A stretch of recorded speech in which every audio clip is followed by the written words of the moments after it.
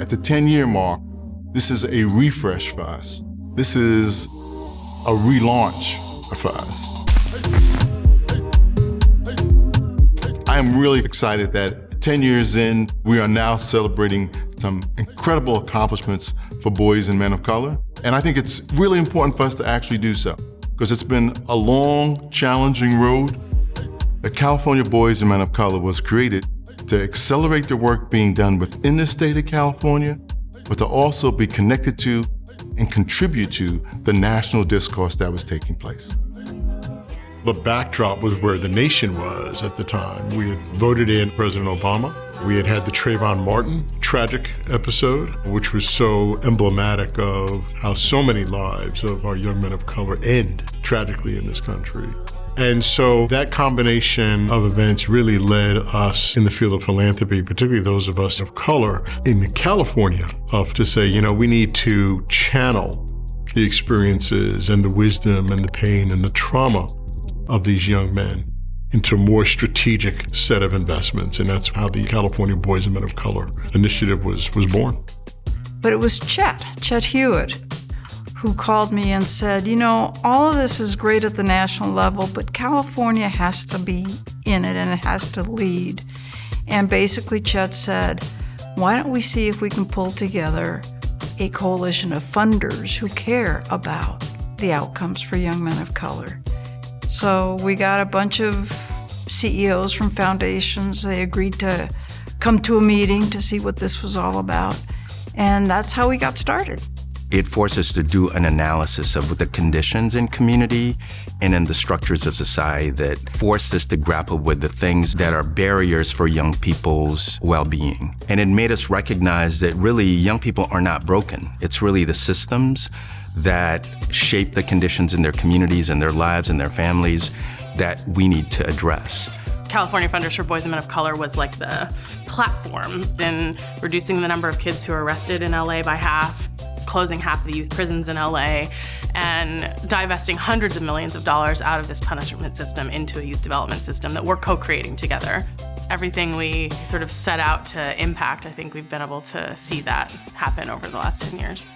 There was a period during the Obama administration when they created My Brother's Keeper.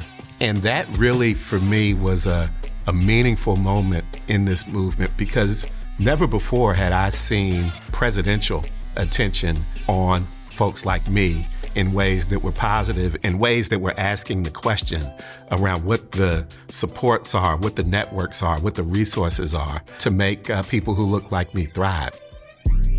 The governor signed 5 of 8 bills that got to his desk about school discipline policies. And since that time, in 10 years, we've seen a 60% decrease in school suspensions and expulsions across the state of California. So that was a big milestone.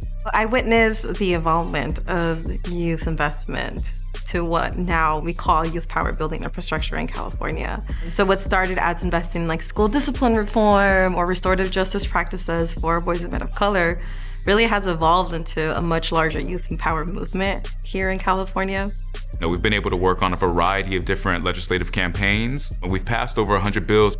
We've been able to engage boys and men of color and grassroots organizations in that work to advance the policies themselves. And through that, we've actually been able to see boys and men of color advocate for themselves, the things that are important to them. That has been one of the most impactful parts of the work. We were involved with the Boys and Men of Color work before, during, and still.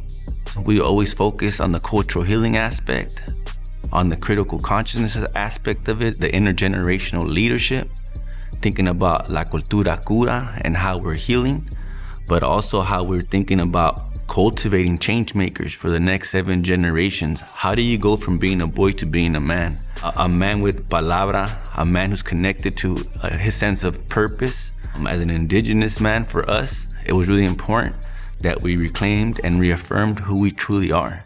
Because of the work that Milpa does and provides for the community, I've managed to navigate my adulthood pretty well. I feel like it's created a lot of my success, and most importantly, the cultural healing.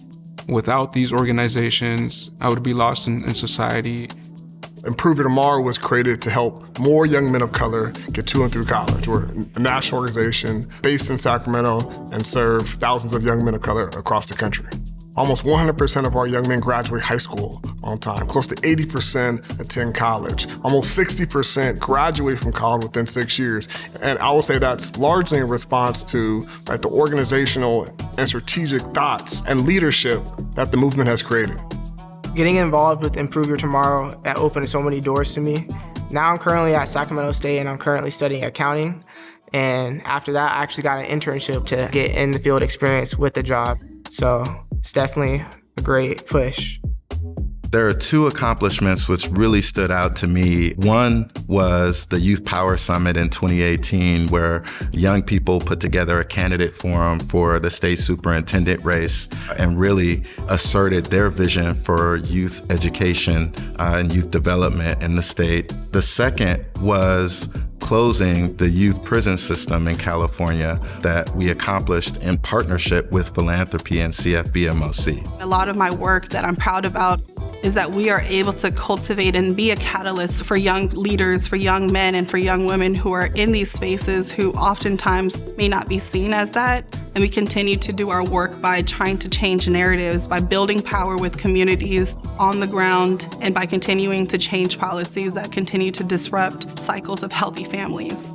We partnered with the county in serving organizations that are led by people of color throughout Southern California, and demonstrating in a very tangible way what it looks like when you invest in young men in their own communities and support organizations that look like the young men in those communities. We have done phenomenal things in this particular sector, but we just have to be humble enough and thoughtful enough to know that there is still much more to do.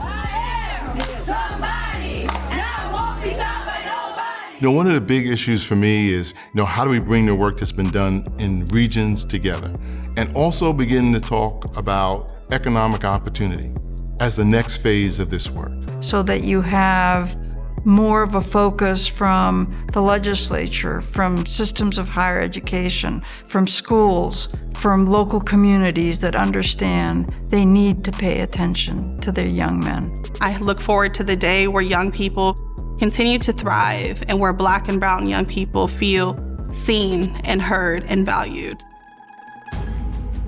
If you're a funder that supports healthcare disparities and are concerned about the life expectancies of different groups, then this is an obvious issue you should care about.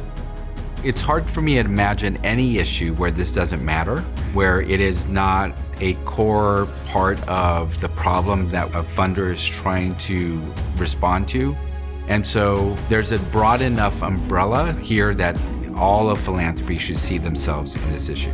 It's also important for philanthropy to use its influence, its networks, and its proximity to the power that is associated with the ability to distribute resources to make the case for other philanthropic institutions, for other key sectors, whether those are public or private, to do what they can and to do what they should on behalf of boys and young men of color. Investing in boys and men of color should be a no-brainer for all funders who care about equity and justice. Investing in racial justice efforts and initiatives really creates a better California for all of us. I think 10 years from now, the most important thing is that we've demonstrated these young men are not just objects of charity and objects of sympathy, but architects of a new nation that truly reflect for all. That is my hope and my dream for this work, and I'm pretty sure I'm not going to be disappointed. We started 10 years ago in Monterey.